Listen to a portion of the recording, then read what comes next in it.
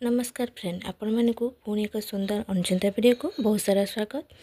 आसतु वीडियोटी आरंभ करबा किंतु वीडियोटी आरंभ करने पूर्व आपण माने जदि मो चैनल नुआ आस्ते प्लीज चैनल को सब्सक्राइब करबा को आदम भूलिबेनी। प्रथम गर्भर प्रथम द्वितीय मासरे बांती आरंभ हुए।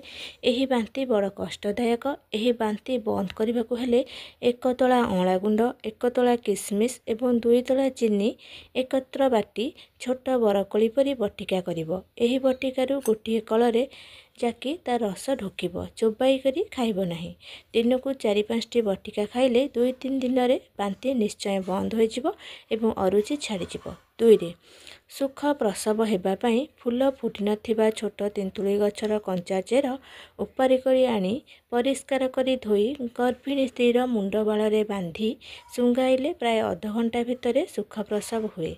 देह भेद होला परे सुंगाइब। पिला जन्म होला परे सेही चेर को घर बाहर पकाई देब। 3 केश विशिष्ट अंगुली द्वारा स्त्रीर कंठ देश घसिले प्रसव परे फूल पड़ जाए। 4 प्रसव बा गर्भपात परे बेसी रक्तस्राव हेउथिले आंब कोइली जामुछेली और जुरुबेली त्रिफला एकत्र सिद्ध करी पियाइबा द्वारा रक्तस्राव बंद हुए। 5 प्रसव परे सामान्य स्राव होई बंद होई पेटरे वेदना हेले फूल फुटी नथिबा छोट बेल गछर चेर गंगा जल रे बाटी 1 पान मात्र खाइबा द्वारा वेदना कमी जाए। 6 प्रसव परे केतक स्त्री लोकंकर थनहरा रोग हुए। एही रोग पाई बेल चेर बाटी लेप देवा द्वारा उपशम मिली थाए।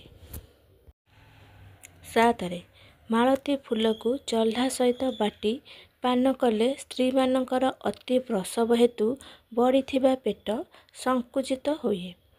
8 जो स्त्रीर पिला पिहुला बा कुंडुली रोग रे मरी जाउथाए सेही स्त्री पिला जन्म हेबा दिन ठारू ओस्त क्षीर 1 टोपा गाई किंबा छेली क्षीर रे मिसाई 2 मास खाइले ता पिला को कौनसी रोग आक्रमण करिब नाही। 9 पिलांक देह मोड़ी मोड़ी हेले मोड़ मोड़िया गछर फल गुंड करी सोरिष तेल रे मिसाई पिलांक देह रे मालिश करिब।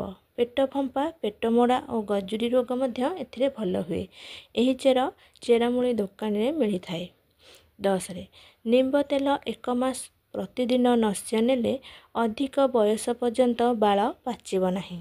11 रविवार दिन अपामा रंग चेर आनी परिष्कार करी धोई रखिब। पाटीर लाल सहित एही चेर को घोरी दिन को 3-4 थर लगाइले आलुओ भल हुए।